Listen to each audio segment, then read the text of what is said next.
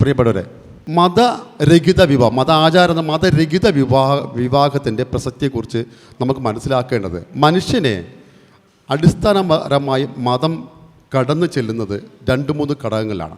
ഒന്ന്, ആദ്യം ജനിക്കുമ്പോൾ തന്നെ ഏത് മതത്തിൽ ജനിക്കുന്നു ആ മതത്തിലേക്ക് തന്നെ അവനെ ഇടും, അല്ലെങ്കിൽ മനുഷ്യനെ കെട്ടിയിടും. പ്രായപൂർത്തിയായതിനു ശേഷം സ്വാതന്ത്ര്യം ലഭിക്കുമ്പോൾ പല ആൾക്കാർ അതിൽ നിന്നും മോചിതയാവാൻ വേണ്ടി ശ്രമിക്കാറുണ്ട്. പക്ഷേ മതം വിടില്ല. വിവാഹം എന്ന് പറഞ്ഞത് ഒരു വ്യക്തിയുടെ ജീവിതത്തിൽ ഏറ്റവും പ്രധാനപ്പെട്ട ഘടകമാണ്. മതം ഏറ്റവും ഇടപെടുന്നത് അവിടെയാണ്. ഒരു സ്വതന്ത്രമായി ചിന്തിക്കുന്ന മനുഷ്യന് അതിൽ നിന്ന് മോചിതയാവാമെങ്കിൽ സാഹസികം തന്നെ വേണം. മിക്കവാറും ഒരു മതാധിപത്യം അല്ലെങ്കിൽ മതത്തിൽ നിൽക്കുന്ന ഒരു കുടുംബത്തിൽ നിന്ന് അവന് ഈ വിവാഹത്തിന്, അവന് സ്വതന്ത്രമായ വിവാഹത്തിനാണെങ്കിൽ വീട്ടുകാരെ പിണക്കേണ്ടി വരും. അല്ലെങ്കിൽ വീട് ആ രീതിയിൽ പുരോഗമിച്ച വീടായിരിക്കണം. സമൂഹം എന്ന് പറഞ്ഞ മതാധിപത്യം എന്നാണ്. മതത്തെയും ജാതിയെയൊക്കെ അടയാളപ്പെടുത്തിയ സമൂഹമാണ്.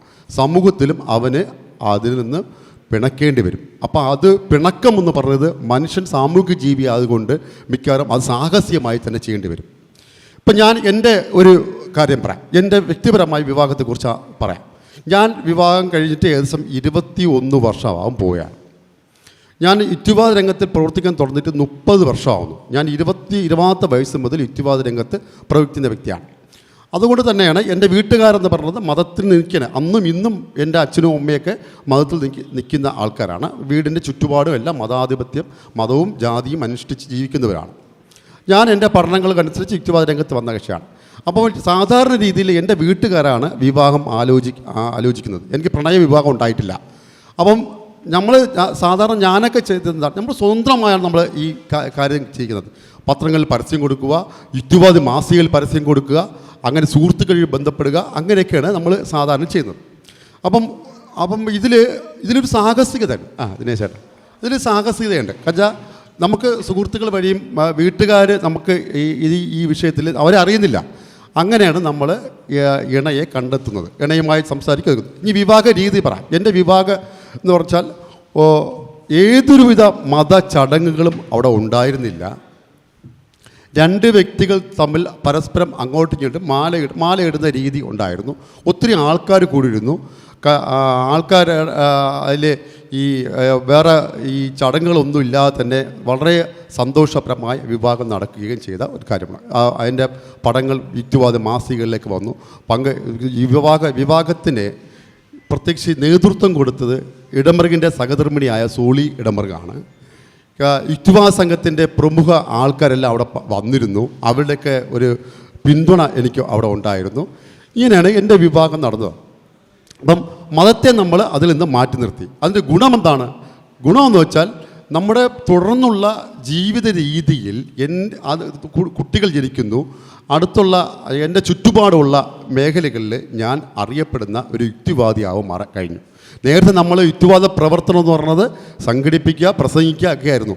നമ്മളെ പ്രവർത്തനത്തിലൂടെ, എൻ്റെ ആ പ്രവർത്തനത്തിലൂടെ എൻ്റെ സമൂഹത്തിൽ ഞാനൊരു യുക്തിവാദി അറിയുകയും ഞാൻ ചെയ്ത ആ പ്രവൃത്തിയെ വളരെയധികം കൈയടിക്കുകയും ചെയ്ത ഒരു സമൂഹമുണ്ട്. കാരണം ആരും ഇത് കുറ്റം പറയുന്നില്ല, ഇത് മോശമാണെന്നോ അല്ലെങ്കിൽ ഒന്നും കുറ്റം പറയുന്നില്ല. കാരണം ദൂർത്തൊഴിവാക്കി ഈ സ്ത്രീധന സമ്പ്രദായത്തെ അപ്പാറെ മാറ്റിയെറിഞ്ഞു. ഇങ്ങനെ നടക്കുന്ന ഒരു പുരോഗമന പ്രവർത്തനത്തെ ഒരിക്കലും സമൂഹത്തെ കയ്യടി തന്നെ കിട്ടും. അത് മത സമൂഹത്തിൽ നിന്നാലും കയ്യടി കിട്ടും. അങ്ങനെ നമ്മുടെ ആ പ്രവർത്തനം സാമൂഹ്യ പ്രവർത്തനമാക്കി മാറ്റാൻ കഴിഞ്ഞു. ഇതിന് ശേഷം ഞാൻ തന്നെ നേതൃത്വം കൊടുത്ത 7-8 വിവാഹങ്ങൾ മത ആചാരമില്ലാത്ത വിവാഹങ്ങൾ നടത്തിക്കാനും എനിക്ക് കഴിഞ്ഞു എന്നതാണ്. അപ്പോൾ സമൂഹത്തിലെ ഈ പ്രവർത്തനം അതായത് എത്ര 1000 പ്രഭാഷണങ്ങൾ നടത്തിയാലും, 1000 യൂട്യൂബ് ചാനലിലൂടെ ഈ പ്രഭാഷണങ്ങൾ കൊണ്ടുവന്നാലും അതിനേക്കാളും ഒരു പ്രവൃത്തിയാണ് സമൂഹത്തിൽ മാറ്റം കൊണ്ടുവരുന്നത് എനിക്ക് മനസ്സിലാക്കാൻ കഴിഞ്ഞിട്ടുണ്ട്. അതുകൊണ്ട് പ്രവൃത്തിയിലൂടെ മാത്രമേ സമൂഹത്തിൽ പരിവർത്തനം ഉണ്ടാവാൻ സാധ്യതയുള്ളൂ. അല്ലാതെ അപ്പോഴാണ് ഇത്തരം പ്രഭാഷണങ്ങൾ നടത്തി, അത് ശാസ്ത്രം പറയുകയും ശാസ്ത്രത്തിന് വേണ്ടി പ്രവർത്തിക്കുന്നത്, ഇത് നമ്മൾ ഒക്കെ ചെയ്യുന്ന ആൾക്കാർ ഇത്തരം മതത്തിനെ കൂട്ടുനിന്ന് ഇത്തരം മത ആചാര വിവാഹങ്ങൾ നടത്തിയപ്പോൾ അതിനെ വിമർശിച്ചവരെ പാരമ്പര്യ യുക്തിവാദികളെന്ന് കളിയാക്കുകയാണ് ഈ പ്രമുഖ പ്രഭാഷകനും മറ്റും ചെയ്തിട്ടുള്ള പ്രവൃത്തി കൂട്ടിച്ചേർക്കുന്നു. ഇനി നമുക്ക് മറ്റ് വ്യക്തികളുടെ ചർച്ചയിലേക്ക് പോകാമെന്ന് ആലോചിക്കുന്നു. ഞാൻ ആദ്യമായി അജിത് സാറിനെ ക്ഷണിക്കുന്നു. ഇതേ സംബന്ധിച്ച് എൻ്റെ അഭിപ്രായം എന്ന് പറയുന്നത് നാഗേഷ് പറഞ്ഞ അഭിപ്രായത്തിനോട് യോജിച്ചുകൊണ്ടാണ് എനിക്ക് ചിലത് പറയാനുള്ളത്. മതം ഒരു വ്യക്തിയെ പിടിക്കുന്ന ചെക്ക് പോസ്റ്റുകളിൽ 2 പ്രധാനപ്പെട്ട ചെക്ക് പോസ്റ്റ് വിവാഹവും മരണാനന്തര ചടങ്ങുകളും തന്നെയാണ്. അപ്പോൾ ഇത് നമ്മുടെ സമൂഹത്തിൽ ജനങ്ങൾക്കിടയിൽ ഒരു ആശയം ഈ നേരത്തെ പറഞ്ഞ പ്രസംഗങ്ങൾക്കപ്പുറം പ്രായോഗികതയാണ്, അല്ലെങ്കിൽ അത് നടത്തപ്പെടുന്നതാണ് ജനങ്ങൾ കൂടുതൽ ചർച്ച ചെയ്യപ്പെടുന്നതും അവർക്ക് ഓരോടും സ്വീകാര്യമാവുന്നതിലേക്ക് എത്തുന്നത്. അപ്പോൾ എൻ്റെ വിവാഹം നടന്നത് 35 വർഷങ്ങൾക്ക് മുമ്പാണ്. താരതമ്യേന എൻ്റെ വിവാഹത്തിന് കാര്യമായ എതിർപ്പുകളൊന്നും ഒരു പക്ഷത്തുനിന്നും ഉണ്ടായിട്ടില്ല. അതായത് എൻ്റെ കുടുംബം മതപരമായ ചടങ്ങുകളിലും വിശ്വാസങ്ങളും പോകുന്ന കുടുംബമാണ്. 10 മക്കളിൽ ഏറ്റവും താഴെ ആൺകുട്ടികളുടെ ഇളയ മകനാണ് ഞാൻ. അപ്പോൾ എൻ്റെ വിവാഹത്തിന് പരസ്യമായി എതിർപ്പ് എന്തെങ്കിലും പറഞ്ഞിട്ടുണ്ടെങ്കിൽ എൻ്റെ അമ്മ ഒഴികെ ബാക്കി ആരും എതിർപ്പ് പറഞ്ഞിട്ടില്ല. അതായത് അവർ സഹകരിച്ചില്ല എന്നുള്ള വിഷയം, അതായത് ചിലർ പ്രോത്സാഹിപ്പിച്ചിരുന്നു, ചില സഹോദരന്മാർ അത് നല്ല കാര്യമാണെന്നൊക്കെ പറഞ്ഞു. പക്ഷേ അവർ വിവാഹത്തിൽ പങ്കെടുത്തില്ല. ഒരു സഹോദരനെ പങ്കെടുത്തുള്ളൂ, ബാക്കിയുള്ളവരും പങ്കെടുത്തില്ല അപ്പോൾ ഇത് അവരെ മറ്റു പല ഘടകങ്ങളും തടഞ്ഞിരുന്നു എന്നുള്ളതാണ്. അതായത് അവർ എനിക്കെതിരെ വിരുദ്ധമായ അഭിപ്രായങ്ങളോ തടയാനോ ശ്രമിച്ചിരുന്നെങ്കിൽ പക്ഷേ അവർക്ക് അതിൽ പങ്കുചേരാൻ തടസ്സമുണ്ടായിരുന്നു എന്നുള്ളതാണ്. ഇത് സമൂഹത്തിൽ ഏറെ ചർച്ച ചെയ്യപ്പെടുകയും അല്ലെങ്കിൽ മറ്റുള്ളവരെ എന്നെ കൂടുതൽ ശ്രദ്ധിക്കപ്പെടുകയും ചെയ്യുന്നത്, അല്ലെങ്കിൽ കൂടുതൽ വിസിബിലിറ്റി കിട്ടിയതിലുള്ള വിഷയം കൂടിയാണ് വിവാഹം എന്നുള്ള വിഷയം. ഇപ്പോൾ അത് 35 വർഷത്തിന് ശേഷം സമൂഹത്തിൽ കുറേയൂടി അത് മാറ്റങ്ങളുണ്ടായിട്ടുണ്ട്, കൂടുതൽ സ്വീകാര്യത വന്നിട്ടുണ്ട്. ഇപ്പോൾ എനിക്ക് ശേഷമുള്ള പുതിയ തലമുറയിൽ ഇപ്പോൾ എൻ്റെ കുടുംബത്തിൽ തന്നെ പറയുമ്പോൾ ഒരു 6 പേരെങ്കിലും മിശ്ര വിവാഹങ്ങൾ നടത്തിയിട്ടുണ്ട്, അതായത് വ്യത്യസ്ത ജാതി വിവാഹങ്ങൾ. പക്ഷേ ഇതെല്ലാം മതചടങ്ങുകളായിരുന്നു എന്നുള്ള വിഷയം, അതിനപ്പുറത്തായിരുന്നില്ല. അപ്പോൾ എൻ്റെ മക്കൾ ഇത്തരത്തിലുള്ള മതാചാരവിരുദ്ധ ആചാരവിരുദ്ധ ചടങ്ങുകൾക്കിടെയാണ് എൻ്റെ 2 പെൺമക്കളും വിവാഹിതരായത്. അപ്പോൾ ഇത് ഇന്നത്തെ കാലഘട്ടത്തിൽ അത് പൊതുവെ സ്വീകാര്യമായിരുന്നു പറഞ്ഞാൽ ആരും എൻ്റെ ബന്ധുക്കളായിട്ടുള്ള ആരും തന്നെ അതിൽ നിന്ന് മാറി നിന്നില്ല എന്നുള്ള വിഷയമാണ്. എല്ലാവരും പങ്കെടുത്ത ഇതായിട്ടുള്ള വിവാഹമായിരുന്നുള്ള വിഷയം. എതിർപ്പില്ലെന്ന് മാത്രമല്ല, എല്ലാവരും പങ്കെടുക്കുകയും ചെയ്തിരുന്നുള്ളതാണ്. അപ്പോൾ ഇത് ഞാൻ പറഞ്ഞ സമൂഹത്തിൽ മാറ്റം ഉണ്ടാകുന്നതിൻ്റെ നമ്മൾ ആരെങ്കിലും ഒരു ഭാഗത്ത് തുടങ്ങണം എന്നുള്ള വിഷയമാണ്. അപ്പോൾ ഞാൻ ഇത് പറയുന്നത് എൻ്റെ സാഹചര്യങ്ങളായിരിക്കില്ല മറ്റുള്ളവർക്ക്. അപ്പോൾ ഞാനത് മനസ്സിലാക്കിക്കൊണ്ട് തന്നെയാണ് വിഷയം പറയുന്നത്. ഇത് ആരെങ്കിലും മുന്നിട്ട് ഇറങ്ങണം എന്നുള്ള വിഷയം. ഇപ്പോൾ എൻ്റെ പല സുഹൃത്തുക്കളും ഞാൻ തുടർന്ന ഇതിനെ മാതൃകയായി പിന്തുടർന്നിരുന്നു. ഇത് ആചാരരഹിതമായ വിവാഹങ്ങൾ നടത്തിയിരുന്നു. പക്ഷേ അവരുടെ മക്കൾ പുതിയ തലമുറയിലേക്ക് എത്തുമ്പോൾ പലരും മതചടങ്ങുകളിലും അമ്പലങ്ങളിലും ആചാരങ്ങളുമായിട്ട് ബന്ധപ്പെട്ട വിവാഹങ്ങളാണ് ഈ നടന്ന എന്ന് പറഞ്ഞാൽ ആചാരരഹിതമായി വിവാഹം നടത്തിയവരുടെ മക്കൾ അങ്ങനെയാണ് നടന്നു പോയെന്നുള്ള വിഷയം. അപ്പോൾ ഇത് വിഷയം കാണിക്കുന്നത് സമൂഹത്തിൽ ഒരു ആശയം എന്നതിൽ ഇതിനൊരു സ്വീകാര്യം നിലനിർത്തണമെങ്കിൽ ഒരു പ്രസ്ഥാനമോ അല്ലെങ്കിൽ അതിനുള്ളൊരു മൂവ്മെൻറ്റോ ആശയങ്ങളോ സജീവമായ ചർച്ചകളോ നിലനിൽക്കുന്ന ഘട്ടമല്ല ഇത് തുടരുകയുള്ളൂ, അല്ലെങ്കിൽ ഇത് പിന്നോട്ട് പോകുന്നുള്ള അതാണ് എനിക്ക് പറയാനുള്ളത്. പിന്നെ സമൂഹത്തിൽ മിശ്രവിവാഹങ്ങൾ ധാരാളം നടക്കുന്നുണ്ട് എനിക്കറിയാം. അതായത് ഞാൻ ഈ അടുത്ത് തന്നെ ഇപ്പോൾ ഞാനുമായിട്ട് ബന്ധപ്പെട്ട ഞാൻ അറിയുന്ന എൻ്റെ നാട്ടുകാരും പരിചയക്കാരൊക്കെ ഉള്ള പലരും 4-5 വിവാഹങ്ങൾ ഒരു 1-2 മാസത്തിനുള്ളിൽ നടന്നിട്ടുണ്ട്. ഇതൊക്കെ പ്രേമ വിവാഹങ്ങളാണ്, മിശ്രവിവാഹങ്ങളാണ്. പക്ഷേ ഇതൊക്കെ ഏറ്റവും എളുപ്പം ഈ പറഞ്ഞ സ്പെഷ്യൽ മാരേജ് ആക്ടിൽ വിവാഹം നടത്തുന്നതിനേക്കാൾ എളുപ്പമായിട്ട് ആൾ കാണുന്നത് അമ്പലത്തിൽ വിവാഹം നടത്തുക എന്നുള്ളതാണ്. അവർ അതിൻ്റെ പടിയായിട്ട് പോവുകയാണ് ചെയ്യുന്നത്. അപ്പം ഞാൻ പറഞ്ഞ സമൂഹത്തിൽ ഉണ്ടാകുന്ന ഈ മാറ്റത്തെ നമുക്കതൊരു പുരോഗമനമായിട്ടുള്ള മാറ്റമായി മാറണമെങ്കിൽ ഒരു പ്രസ്ഥാനം അല്ലെങ്കിൽ അതിനുള്ളൊരു ആശയ പിന്തുണ ഉണ്ടാവണം. ഇത് സ്വാഭാവികമായിട്ട് നടക്കില്ല എന്നുള്ളതാണ് തിരിച്ചറിയപ്പെട്ടുള്ളത്. അതാണ് എനിക്ക് ഊന്നി പറയാനുള്ള വിഷയം എന്നുള്ളത്. അത് സ്വാഭാവികതയല്ല, ഇതായിരിക്കണം. അതായത് ശ്രമം വേണം എന്നുള്ളതാണ്. മൃദുൽ ശിവദാസ്, മൃദുൽ ശിവദാസ് ഈ അടുത്ത കാലത്ത്, അതായത് ഒരു വർഷമൊക്കെ ആയിരുന്നു തോന്നുന്നു അല്ലേ, സ്പെഷ്യൽ മാരേജ് ആക്ട് അനുസരിച്ച് രജിസ്റ്റർ വിവാഹം ചെയ്യുകയും സോഷ്യൽ മീഡിയയിൽ അത് പ്രചരിപ്പിക്കുകയും ചെയ്ത ആളാണ്. പ്രത്യേകിച്ച് സെക്യുലർ മാട്രിമോണി എന്നുള്ളൊരു സൈറ്റ് നമുക്ക് സോഷ്യൽ മീഡിയയിലുണ്ട്. വളരെ സജീവമായിട്ട് മനു മനുഷ്യജാതി എന്നുള്ള ഒരു സുഹൃത്താണ്, നമ്മുടെയൊക്കെ സുഹൃത്താണ് നടത്തുന്നത്. ഈ സമൂഹത്തിൽ പ്രത്യേകിച്ച് ഈ ആധുനിക സോഷ്യൽ മീഡിയ രംഗത്ത് ഈ മിശ്ര വിവാഹത്തെയും മത ആചാരമില്ലാതെ സെക്യുലറായിട്ട് വിവാഹം കഴിക്കാൻ വേണ്ടിയുള്ള ഒരു പ്ലാറ്റ്ഫോമാണ്. ഈ അടുത്ത കാലത്ത് നടന്ന ഈ സ്വതന്ത്ര ചിന്ത രംഗത്ത് പ്രവർത്തിക്കുന്നതിൽ മതത്തെ കൂട്ടുപിടിച്ച് കല്യാണം നടത്തപ്പോൾ അതിന് സോഷ്യൽ മീഡിയയിൽ വളരെ വിമർശനം നടത്തിയ ഒരു വ്യക്തിയാണ് മൃദുൽ ശിവദാസ്. മൃദുൽ ശിവദാസിൻ്റെ ഒരു വീഡിയോ തന്നെ നമ്മുടെ യൂട്യൂബ് ചാനലിൽ ഉണ്ട്. മൃദുൽ ശിവദാസ് ഇതിനെക്കുറിച്ച് അഭിപ്രായം. 1 വർഷമല്ല 2 വർഷമായി. കോവിഡ് സമയത്തായിരുന്നു. പിന്നെ അതുമാത്രമല്ല, അതൊരു ഫെബ്രുവരി 14 ഞങ്ങളുടെ രജിസ്ട്രേഷൻ നടക്കുന്നത്.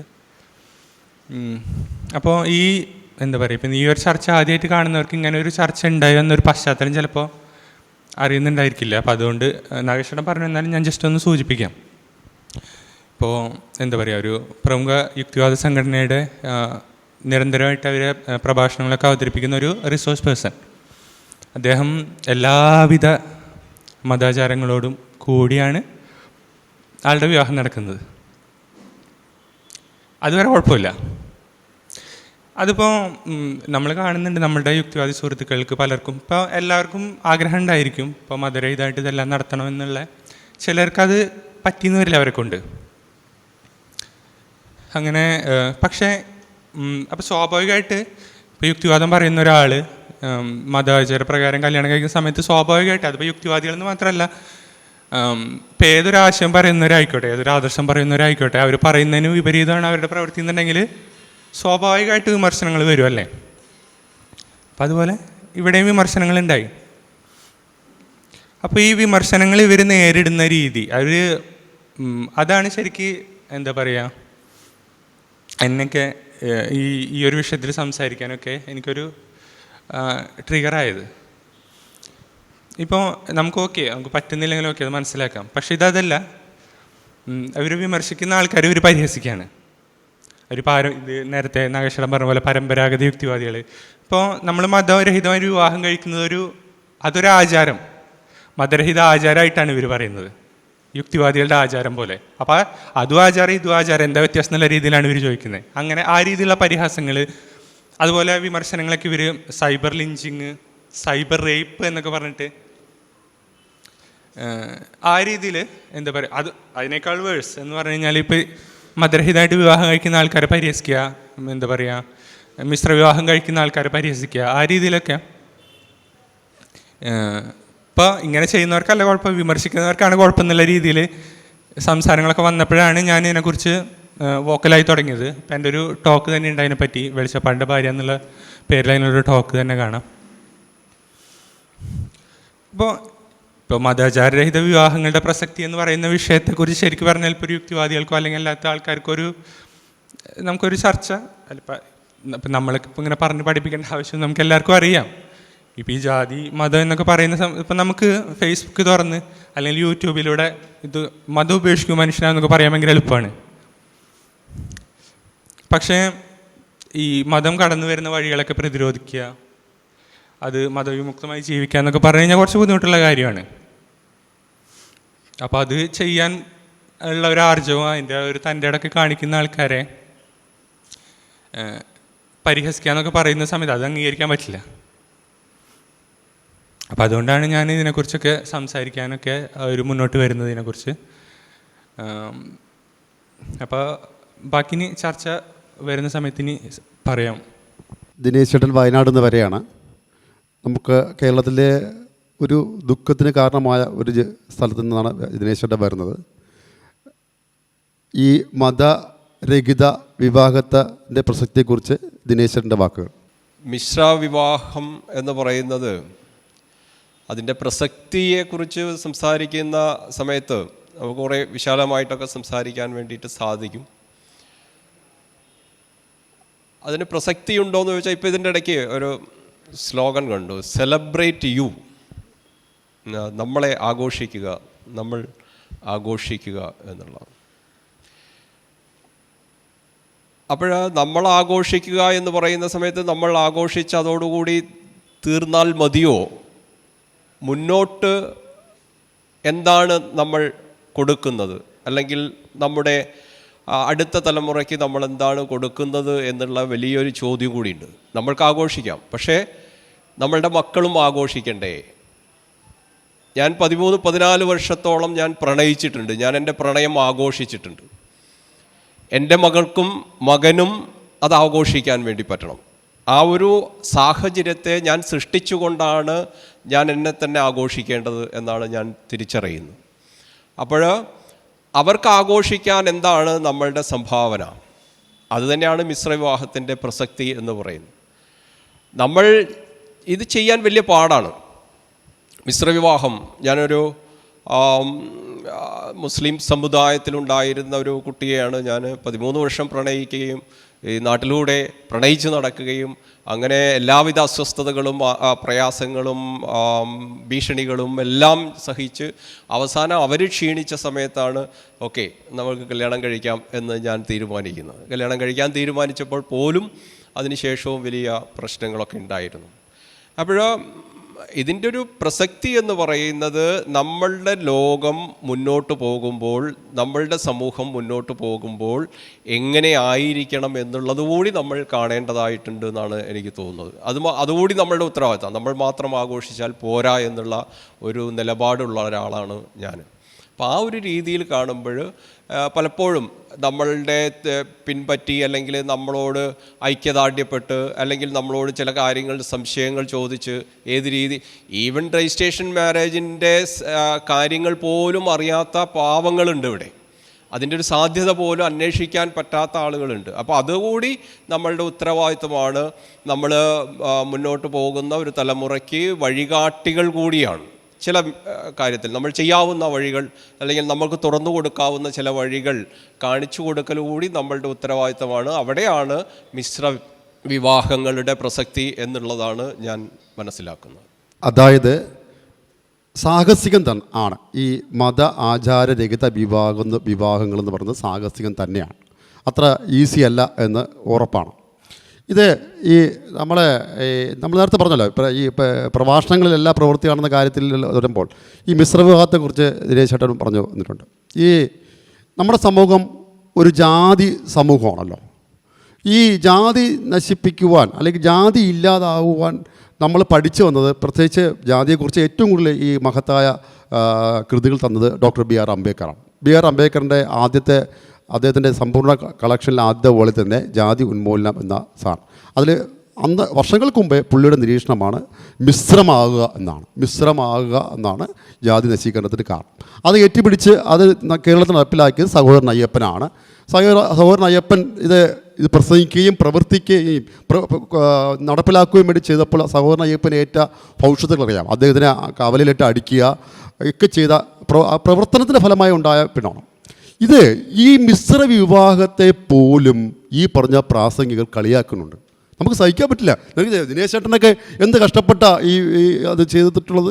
ജാതിയെ മതത്തെ ഹൃദയെ കൊണ്ട് ഒരു സാഹസിക പ്രവർത്തനമാണ് നമ്മൾ ചെയ്ത പ്രവർത്തനം. ഈ മിശ്ര വിവാഹത്തെ ഈ പ്രഭാഷകൻ കളിയാക്കി എന്നറിയോ? നമ്മൾ ഹോമോ സാപ്പിയൻസ് അല്ലേ? ഹോമോ സാപ്പിയൻസ് മിശ്ര വിവാഹം ചെയ്യണമെങ്കിൽ മൃഗങ്ങളുമായി വിവാഹം ചെയ്യുന്നതാണ്. ഈ ജാതി ഒരു യാഥാർത്ഥ്യമായി നിൽക്കുന്ന ഈ സമൂഹത്തിൽ ഇത്തരം കാര്യങ്ങൾ നമ്മളെങ്ങനെ സഹിക്കും? നമ്മൾ ഇത്രയും കഷ്ടപ്പെട്ടൊക്കെ ചെയ്യുന്ന ആൾക്കാരാണ്. അപ്പോൾ ഇതിനെ കളിയാക്കുന്ന നിങ്ങൾ മണ്ടന്മാരാണ്. അതായത് മണ്ടന്മാർ എന്ന് പറഞ്ഞതിൽ അർത്ഥമുണ്ട്. അതായത് നിലനിൽക്കുന്ന ജാതിയുടെയും മതത്തിൻ്റെയും ഗുണങ്ങൾ പറ്റി വിവാഹം ചെയ്താൽ അന്തസ്സായി ജീവിക്കാമല്ലോ എന്നുള്ള സ്വാറാണ്. അതായത് നിങ്ങൾ യുക്തിയില്ല, മണ്ടന്മാരാണെന്നാണ് അദ്ദേഹത്തിൻ്റെ സ്വകാര്യ സംഭാഷണത്തിൽ നമുക്ക് മനസ്സിലാക്കാൻ കഴിഞ്ഞത്. അപ്പോൾ നമുക്കതിൻ്റെതായ ദേഷ്യം വരും. നമ്മളിത്തിരി കഷ്ടപ്പെട്ട. അതുകൊണ്ട് ഈ സമൂഹത്തിൽ സ്വതന്ത്രചിന്ത പ്രചരിപ്പിക്കാൻ വേണ്ടി ഇറങ്ങിത്തിരിക്കുന്ന ഇക്കൂട്ടരെ നമ്മൾ തിരിച്ചറിയുക തന്നെ വേണം. നമുക്ക് അവർക്ക് വലിയ പരസ്യം ചെയ്ത് വലിയ ആൾക്കൂട്ടം ഉണ്ടാക്കാൻ പറ്റും. പക്ഷേ ഈ പറഞ്ഞ ആൾക്കാർ അതിൽ നമ്മൾ വലയിൽ വീഴുന്നു പോകും. പരസ്യത്തിൻ്റെയും ഈ വലിയ എത്തിസ്റ്റ് സമ്മേളനമൊക്കെ വെച്ച് മിക്ക വലയിൽ വീഴുന്നു. പക്ഷേ അതിൽ നമ്മൾ മനസ്സിലാക്കേണ്ട കാര്യം വെച്ചാൽ യാഥാർത്ഥ്യത്തോട് സമൂഹത്തിൻ്റെ യാഥാർത്ഥ്യത്തിലേക്ക് ഇറങ്ങിച്ചെല്ലുമ്പോൾ ഇത്തരം കാര്യങ്ങളെ അവർ പൊതിഞ്ഞു വയ്ക്കുകയാണ് ചെയ്യുന്നത്. സമൂഹത്തെ പരിവർത്തനത്തിന് വേണ്ടി തടസ്സങ്ങൾ നിൽക്കുകയാണ് നമുക്ക് ചെയ്യുന്നത്. അതുകൊണ്ട് നമ്മളെപ്പോലുള്ള ചെറിയ ചെറിയ ഗ്രൂപ്പുകൾ ഇത് തിരിച്ചറിയുകയും സമൂഹത്തിലെ ഇത്തരം പരിവർത്തനങ്ങൾക്ക് വേണ്ടിയുള്ള പ്രവർത്തനങ്ങൾ ഏർപ്പെടണം. ഇത് ഇപ്പം നമ്മൾ മത ആചാരരഹിത വിവാഹങ്ങളെ സമൂഹത്തിൽ നമ്മളിപ്പോൾ ഇഷ്ടംപോലെ വിവാഹങ്ങൾ സമൂഹത്തിൽ നടക്കുന്നുണ്ടല്ലോ. ഈ സ്വകാര്യ പരിപാടിയാണ് വിവാഹം. രണ്ട് വ്യക്തികൾ തമ്മിലുള്ള ഒരു കരാറാണ് വിവാഹം എന്ന് പറഞ്ഞ സാധനം. സ്വകാര്യമാണ് സംഭവം. എന്തുമാത്രം ആൾക്കാർ അവിടെ കൂടുന്നുണ്ട്, എന്തുമാത്രം പണം അവിടെ ചെലവഴിക്കുന്നുണ്ട്, മതത്തെയും ജാതിയും എന്തുമാത്രം പ്രോത്സാഹിപ്പിക്കുന്നുണ്ട്. ഇത് റദ്ദ് ചെയ്യപ്പെട്ടാൽ സമൂഹത്തിൽ എന്തുമാത്രം പരിവർത്തനം നടക്കും. ഏറ്റവും പ്രധാനപ്പെട്ട വിഷയമാണ് ഈ വിവാഹം എന്ന് പറഞ്ഞ സമ്പ്രദായം. അപ്പോൾ അത് റദ്ദ് ചെയ്യപ്പെട്ടാൽ സമൂഹം പരിവർത്തനമുണ്ടാകുന്നൊരു യാഥാർത്ഥ്യമാണ്. അതിനു വേണ്ടിയാണ് നമ്മളെപ്പോലുള്ള പ്രവർത്തകർ സജീവമായിട്ട് പ്രവർത്തിക്കുന്നത്. അതിനെ കളിയാക്കുമ്പോൾ എന്തായാലും പ്രതികരണം ഉണ്ടാവും, അല്ലെങ്കിൽ ദേഷ്യമുണ്ടാവും, പ്രതികരിക്കും എന്നാണ് തോന്നുന്നത്. അതുകൊണ്ട് ഇത്തരം പ്രവർത്തനങ്ങളിലെ നമ്മുടെ ഓരോ വ്യക്തികളും ഇത്തരം പ്രവർത്തനങ്ങളിൽ സജീവപ്പെടണം. നമ്മളെ കുട്ടികളെ ഈ മതരഹിത വിവാഹത്തിലേക്ക് കൊണ്ടെത്തിക്കാനുള്ള അറിവുകൾ തിരിക്കണം. ഇതിനുവേണ്ടി നമുക്ക് മഹത്തായ സംഭാവന ഉണ്ടെന്ന് നമുക്ക് സിവിൽ കോഡ് ഏകീകൃതമല്ല. ഇതിന് പ്രത്യേകിച്ച് വിഭാഗത്തിൽ പല പല കോഡുകളാണ് ഉള്ളത്. അതിന് മഹാനായ ജവഹർലാൽ നെഹ്റുവിൻ്റെ ആശയമാണ് സ്പെഷ്യൽ മാരേജ് ആക്ട് എന്നുള്ള സാധനം. അദ്ദേഹം ഒരു യുക്തിവാദിയായിരുന്നല്ലോ. അദ്ദേഹത്തിൻ്റെ മഹത്തായ സംഭാവനയാണ്. ആ സ്പെഷ്യൽ മാരേജ് ആക്ട് പ്രചരിപ്പിക്കേണ്ട ഉത്തരവാദിത്വം നമുക്കാണ്. ഈ സ്വതന്ത്രചിന്താ പ്രഭാഷണങ്ങൾ നടത്തുന്ന ആൾ നമുക്കാണ് അതിൻ്റെ ചുമതല അത് പ്രചരിപ്പിക്കേണ്ടത്. എന്താണ് മിശ്ര വിവാഹ സ്പെഷ്യൽ മാരേജ് ആക്ട് എന്താണെന്നും അതിലെങ്ങനെയാണ് വ്യവസ്ഥകൾ എന്താണെന്നും ഇതൊക്കെ പ്രചരിപ്പിക്കേണ്ടത്. ഇങ്ങനൊരു ആക്ട് ഉള്ളപ്പോഴാണ് മത ആക്ട് പ്രകാരം ഈ കക്ഷികൾ വിവാഹം ചെയ്തിരിക്കുന്നത് എന്നത് വിമർശിക്കപ്പെടും. അതുകൊണ്ട് സ്പെഷ്യൽ മാരേജ് ആക്ട് പ്രചരിപ്പിക്കേണ്ടത് നമ്മുടെ ഒരു ചുമതലയാണ്. അതിൽ അനേകം വ്യവസ്ഥകളുണ്ട്, ലളിതമല്ല. അത് ലളിതമാക്കാൻ വേണ്ടി ഞാൻ മിശ്രവിഭാഗ സംഘത്തിൻ്റെ സംസ്ഥാന ഭാരവാഹി പ്രവർത്തക വ്യക്തിയാണ്. 3-4 തവണ നമ്മുടെ സാമൂഹികനീതി വകുപ്പും എൻ്റെ കക്ഷി മന്ത്രിമാരെ ഉൾപ്പെടെ കണ്ടിട്ടുണ്ട്. ഇതുവരെ അതത്ര ലളിതമല്ല എന്നും കൂടി കൂട്ടിച്ചേർക്കുന്നു. സോഷ്യൽ മീഡിയയിലൊക്കെ വരുന്നൊരു ചർച്ചയുടെ ഭാഗമായിട്ടുള്ള കാര്യങ്ങളാണ്. ഒരു യുക്തിവാദിക്ക് അല്ലെങ്കിൽ സ്വതന്ത്ര ചിന്തകന് ഒരു വിശ്വാസിയെ പ്രണയിക്കാമോ? ചോദ്യം 1. പ്രണയിച്ചു കഴിഞ്ഞാൽ ഓക്കെ, അത് ഏത് രീതിയിലുള്ള വിവാഹം നടത്തണം? വിശ്വാസിയുടേതായിട്ടുള്ള അവകാശങ്ങളുണ്ടാകും, യുക്തിവാദിയുടേതായിട്ടുള്ള അവകാശങ്ങളുണ്ടാകും. ഇങ്ങനെ വരുമ്പോൾ രണ്ടുപേരും ഒരേ വാശി പിടിച്ച് നിന്ന് കഴിഞ്ഞാൽ എങ്ങനെ വിവാഹം സാധ്യമാകും എന്നുള്ളത് ഒന്ന് വിശദീകരിച്ചാൽ കൊള്ളാം. ഇതാണൊരു പ്രധാനമായിട്ട് കേൾക്കുന്നൊരു ചോദ്യം. ഇങ്ങനെ വന്നാൽ എന്ത് ചെയ്യും അല്ലേ? ഇപ്പോൾ ഒരാൾ യുക്തിവാദിയാണ്, മറ്റാൾ വിശ്വാസിയാണ്, അവർ തമ്മിൽ പ്രണയത്തിലായി, എന്ത് ചെയ്യും? ഇപ്പോൾ ഏതെങ്കിലും ഒരാൾ വിട്ടുവീഴ്ച ചെയ്യേണ്ടി വരും അല്ലേ? ഇപ്പോൾ യുക്തിവാദി ഒന്നുകിൽ എന്ത് ചെയ്യണം? യുക്തിവാദി മതാചാര പ്രകാരം കല്യാണം കഴിക്കണം എന്ന് വിചാരിക്കണം.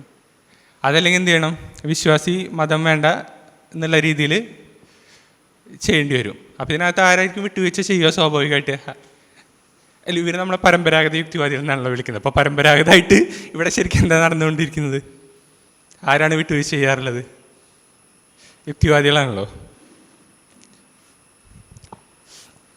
ഇനി ചോദ്യത്തിലേക്ക് വരുവാണെങ്കിൽ,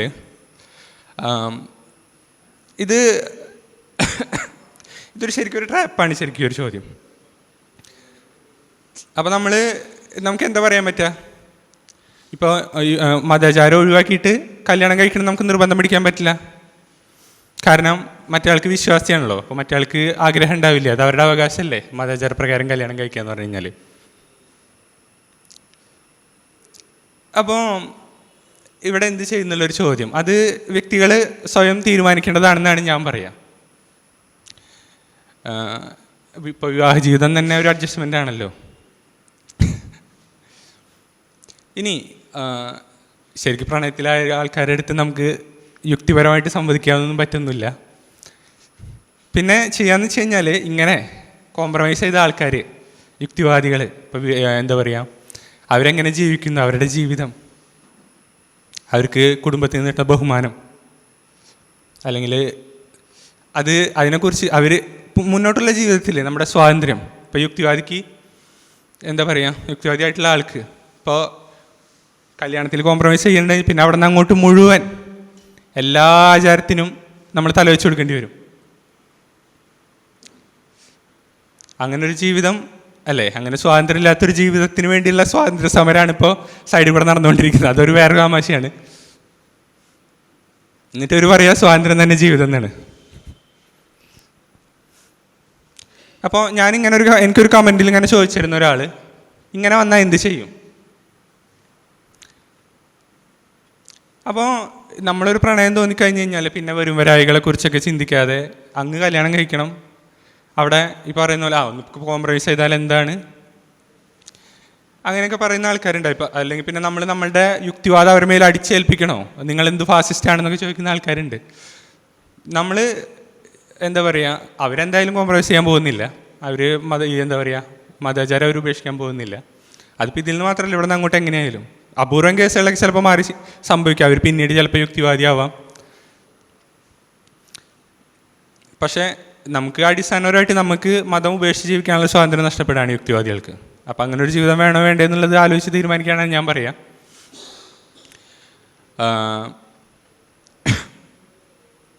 അപ്പോൾ അത് തന്നെ, ഇപ്പോൾ ഒരാൾക്ക് ഒരു പ്രണയം തോന്നുകയെന്ന് വെച്ച് കഴിഞ്ഞാൽ അയാളെ തന്നെ കല്യാണം കഴിക്കണം.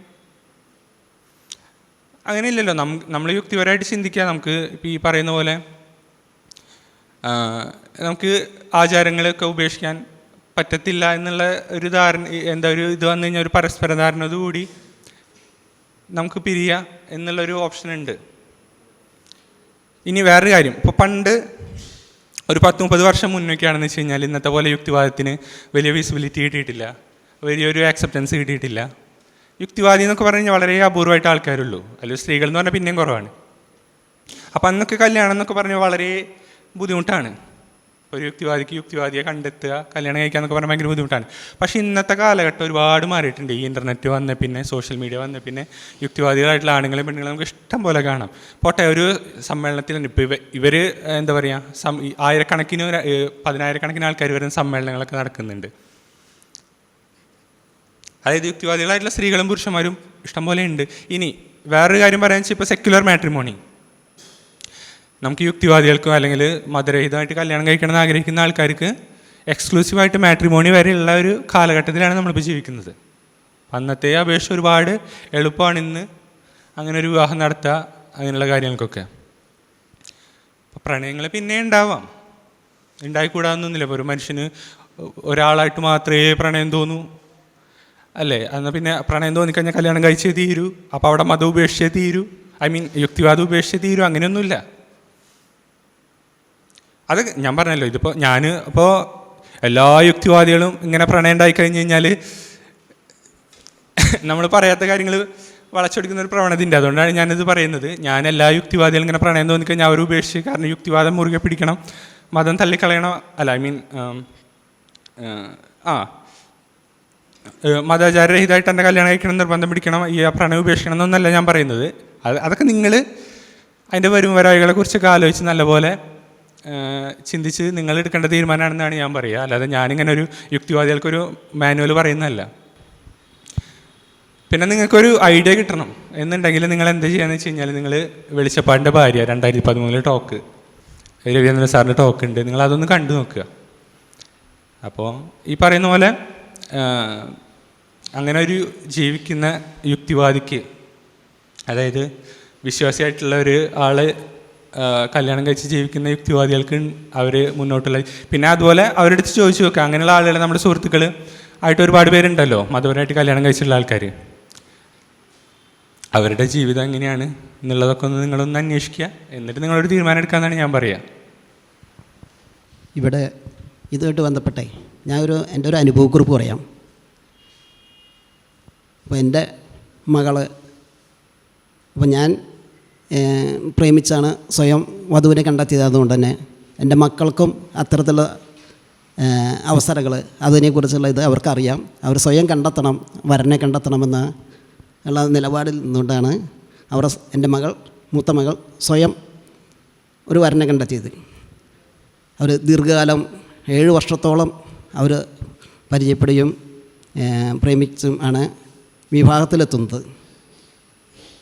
ഇവർ വ്യത്യസ്ത മതത്തിലുള്ളവരാണ്. അവർ വരൻ ഒരു ക്രിസ്തു മതത്തിൽ നിന്ന് ജനിച്ചു വളർന്നവരാണ്. ക്രിസ്തു മത വിശ്വാസി തന്നെയായിരുന്നു. അവർ വിശ്വാസത്തെക്കുറിച്ചൊന്നും വിവാഹത്തിന് മുമ്പ് ചർച്ച ചെയ്തിരുന്നില്ല. അപ്പോൾ വിവാഹത്തിൻ്റെ സമയത്താണ് അവരുടെ മാതാപിതാക്കളുമായിട്ട് സംസാരിക്കുമ്പോൾ, മാതാപിതാക്കൾ കടുത്ത ക്രിസ്ത്യൻ മത ആചാരങ്ങൾ തുടരുന്ന വിശ്വാസിയായതുകൊണ്ട് തന്നെ അവർ അവർ ബാക്കി എല്ലാ കാര്യങ്ങൾക്കും അവർക്ക് യോജിപ്പാണ്. അവരുടെ ജോലി മറ്റോ തുടങ്ങിയ ഇതൊക്കെ കാര്യങ്ങളൊക്കെ യോജിപ്പാണ്. പക്ഷേ ഒരു നാടകം കളിക്കണം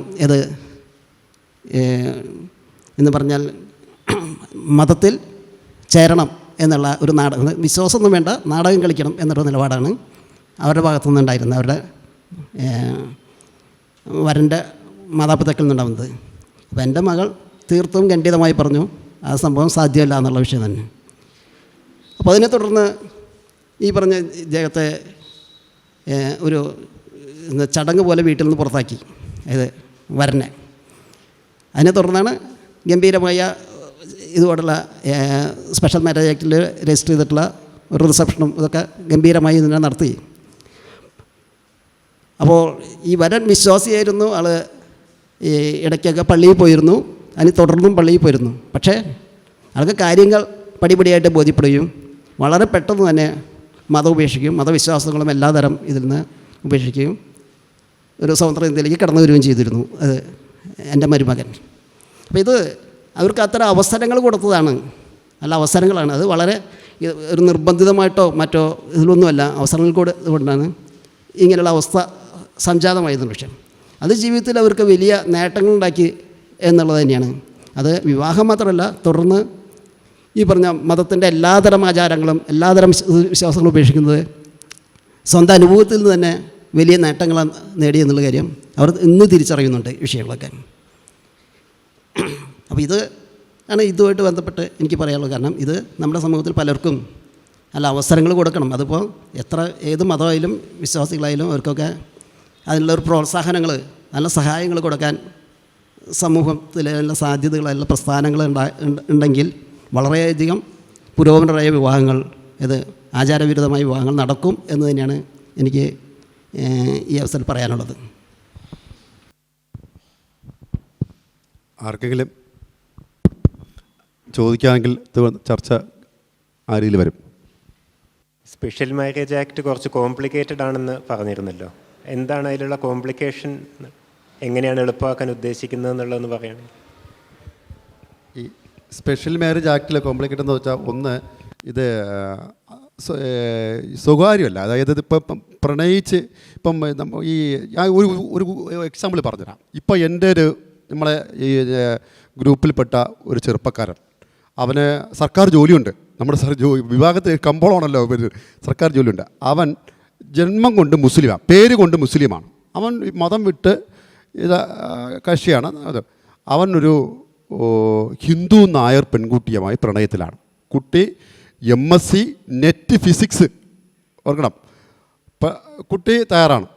പക്ഷേ സ്പെഷ്യൽ മാരേജ് ആക്ട് അനുസരിച്ച് വീട്ടുകാരറിയാതെ സബ് രജിസ്റ്റർ ഓഫീസിൽ അപേക്ഷ കൊടുത്തു. അപ്പോൾ ആ അപേക്ഷ കൊടുത്ത ആ സബ് രജിസ്റ്റർ ഓഫീസിൽ നിന്നും കുട്ടിയുടെ വീട്ടിലെ പെൺകുട്ടിയുടെ വീട്ടിലുള്ള സബ് രജിസ്റ്റർ ഓഫീസിലേക്ക് കത്തുപോയി അവിടെ പരസ്യമായി ഒട്ടിക്കും. പരസ്യമായിട്ട് ഇതൊക്കെ ഒരു മോശപ്പെട്ട പരിപാടിയാണ് നമ്മൾ കാണുന്നത്. പരസ്യമായി അതിനെ ഒട്ടിക്കുമ്പം ഇത് നാട്ടുകാർ അറിയുകയും അതുമായി ബന്ധപ്പെട്ട് കുട്ടി ലോക്കിലാണ്. ഇപ്പോൾ ലോക്കാണ്. ഇന്നലെയാണ് 30 ദിവസം പൂർത്തിയാവുന്നത്. കുട്ടി വീട്ടിൽ ലോക്കിലാണ്. അതുമാത്രമല്ല, അവിടുത്തെ സംഘപരിവാർ ഈ സോഷ്യൽ മീഡിയ ഗ്രൂപ്പുകൾ ലവ് ജിഹാദ് എന്നും പറഞ്ഞ് പ്രചരിപ്പിക്കുകയും ചെയ്തു. ഇപ്പം ഇങ്ങനെ സംഭവം നടക്കുന്നുണ്ട്. എൻ്റെ ഈ അപേക്ഷയുടെ ഭാഗം നോക്കാം. അപേക്ഷയ്ക്ക് നമ്മൾ കൊടുക്കുമ്പം ഇതിൽ ഫോട്ടോയിൽ ഗസറ്റ് ഓഫീസറെ ഒപ്പ് വേണം. നമ്മളിവിടെ ആധാറല്ല, എല്ലാം ഒരു വിരൽ തുമ്പിലായിരിക്കുന്ന കാലഘട്ടത്തിലാണ്.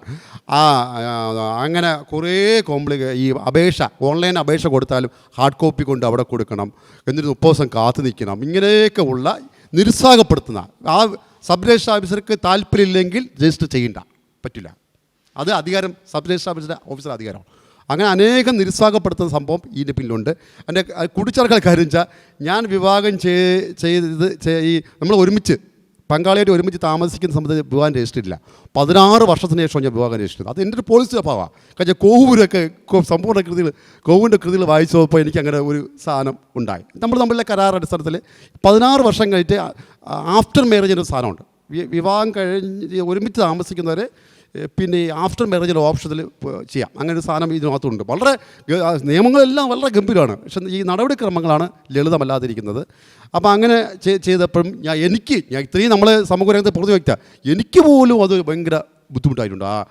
ഫോട്ടോയിൽ ഒപ്പിടണം, ഫോട്ടോയ്ക്കകത്ത് പ്ലെയിൻ പേപ്പറിൽ ഗസറ്റ് ഓഫീസർ ഒപ്പിടണം. അവരെ മുമ്പൊക്കെ നമ്മൾ പോയി രണ്ടുപേരും പോയി നിൽക്കണം. ഒരു ഗസറ്റ് ഓഫീസർ മുമ്പ് ഈ പങ്കാളി നമ്മളും പോയി നിൽക്കണം. അങ്ങനെയൊക്കെ ഒരു ഇത് ഉണ്ട്. പക്ഷേ വളരെ ലളിതമായി നമ്മുടെ യുക്തിവാദി രംഗത്തിരിക്കുന്ന ഒരു സബ് രജിസ്റ്റർ ഉണ്ടായിരുന്നു. പുള്ളി ലളിതമായി ചെയ്തു കൊടുക്കുകയും ചെയ്യാം. അവരുടെ അധികാരത്തിൽ വേറെ സ്ഥാനമാണ്. അങ്ങനെ ഒരു അപ്പം ഇത് വേണമെങ്കിൽ ഗവൺമെൻറ്റിന് വേണമെങ്കിൽ മാറ്റാം. പക്ഷേ ഗവൺമെൻറ്റും ചെയ്യുന്നില്ല എന്നുള്ളതാണ്.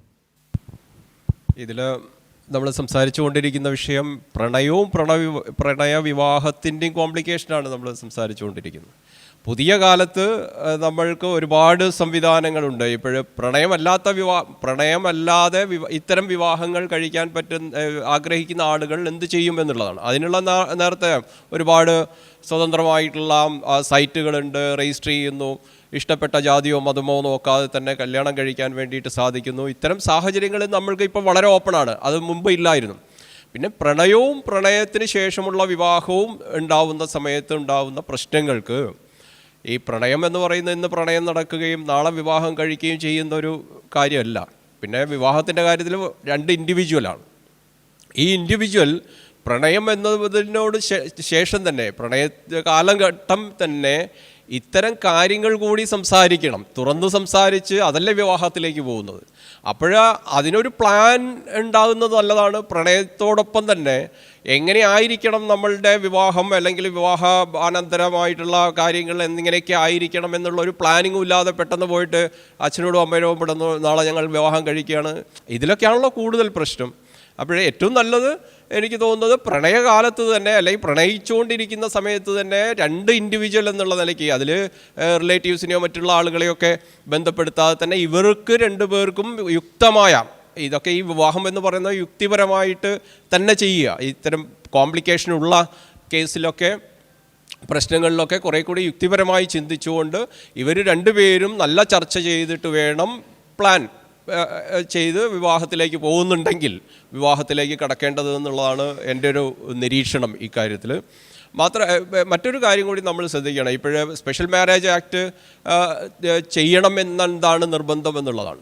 വിവാഹം എന്ന് പറയുന്നത് വലിയ കോംപ്ലിക്കേറ്റഡ് ആകുന്നത് നമ്മൾ ഈ മതാചാരപ്രകാരമല്ലാതെ കല്യാണം കഴിക്കാത്ത ഒരാൾ രജിസ്റ്റർ മാരേജ് ചെയ്യണം എന്നുള്ള നിർബന്ധ ബുദ്ധിയിലേക്ക് എന്തിനാണ് പോകുന്നത് എന്നുള്ളതൊരു കാര്യം കൂടിയിട്ട്.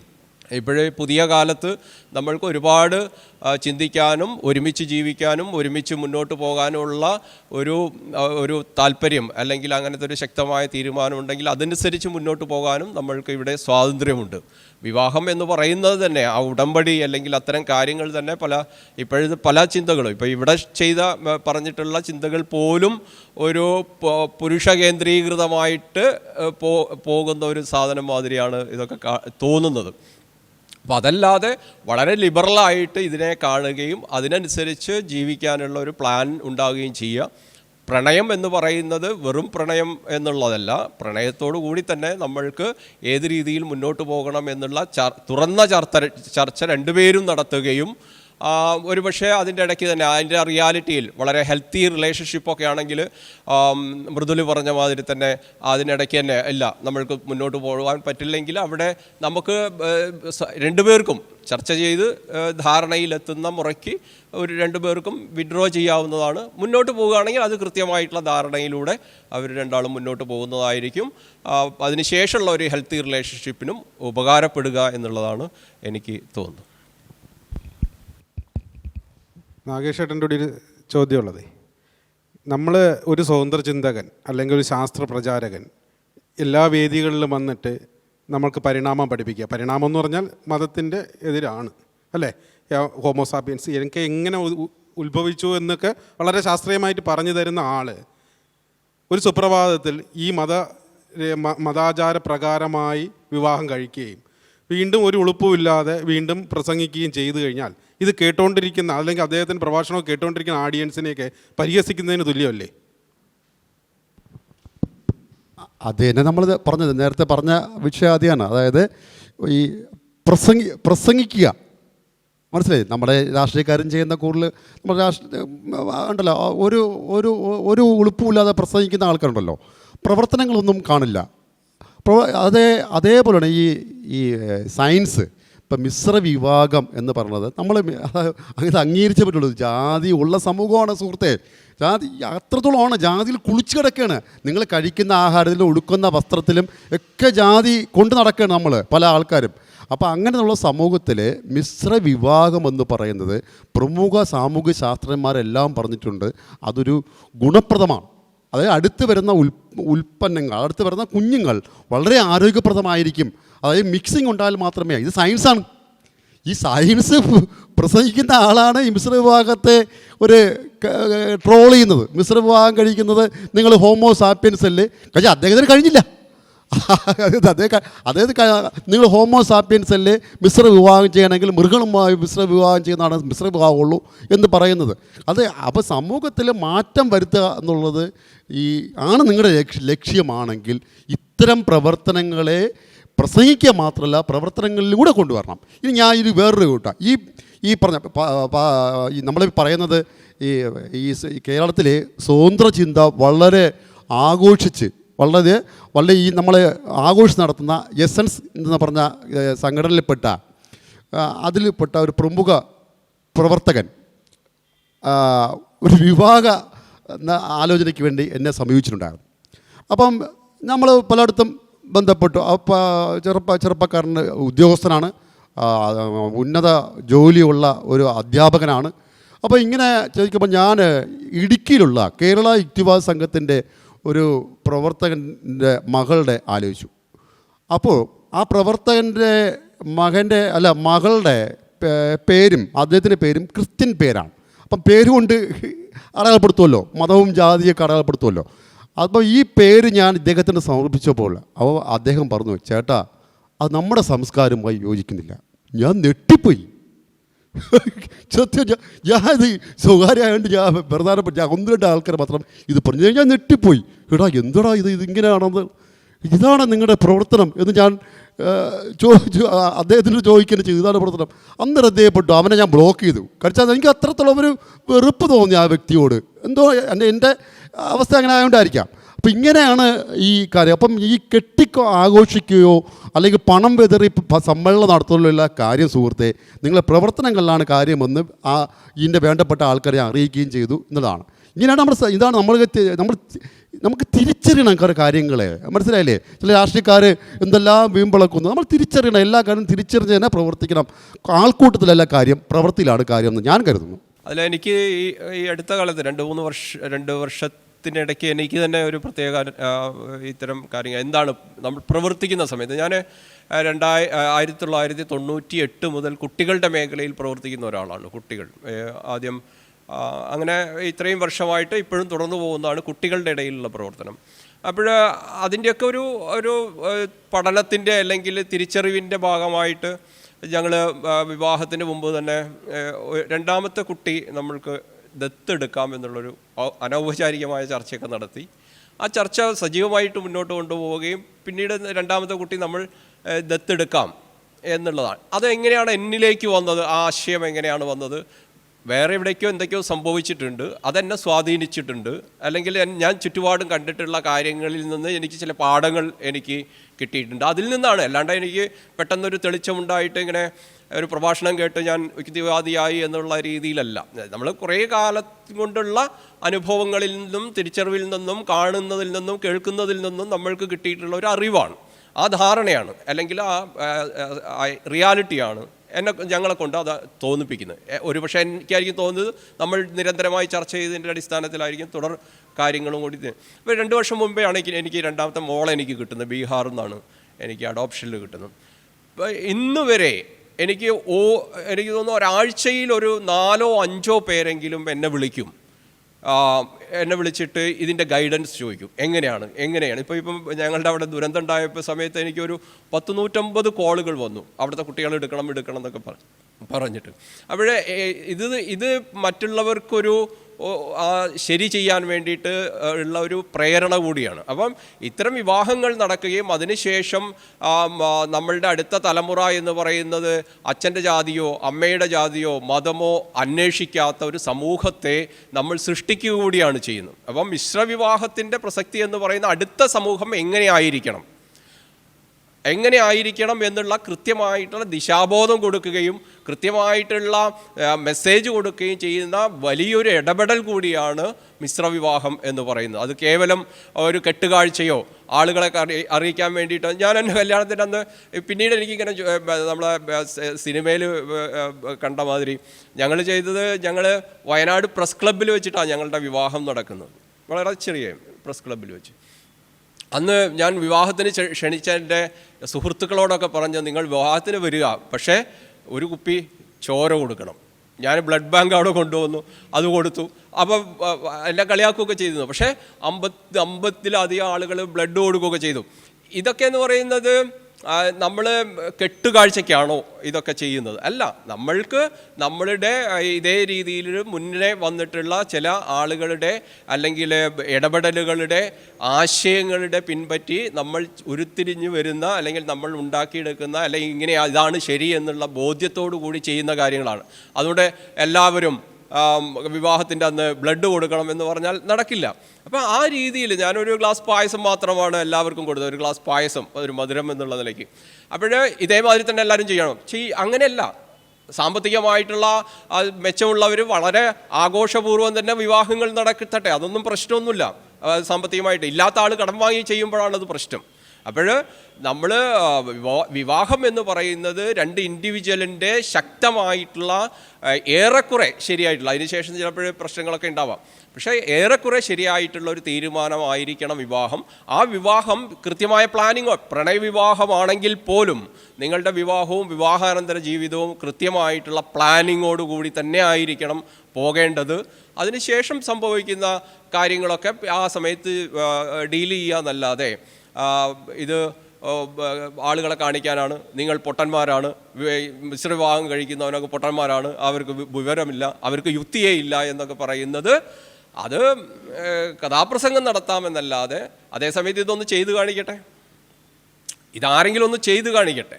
അല്ലെങ്കിൽ ആ ചെയ്യാനുള്ള ഒരാളെ ഒരാൾ സഹായത്തിന് ഇതാ എനിക്കിങ്ങനെ ഒരു പ്രശ്നമുണ്ട് എന്നും പറഞ്ഞ്, എനിക്കറിയാം ഇവിടുത്തെ ചില ആളുകളൊക്കെ എനിക്കിങ്ങനെ ഒരു പ്രശ്നമുണ്ട്, എനിക്കൊരു പ്രണയമുണ്ട്, എനിക്ക് വിവാഹം കഴിക്കണം, ഏതെങ്കിലും രീതിയിൽ എന്നെ സഹായിക്കണം എന്ന് പറഞ്ഞാൽ അത് നിങ്ങൾ തീരുമാനിക്കുക.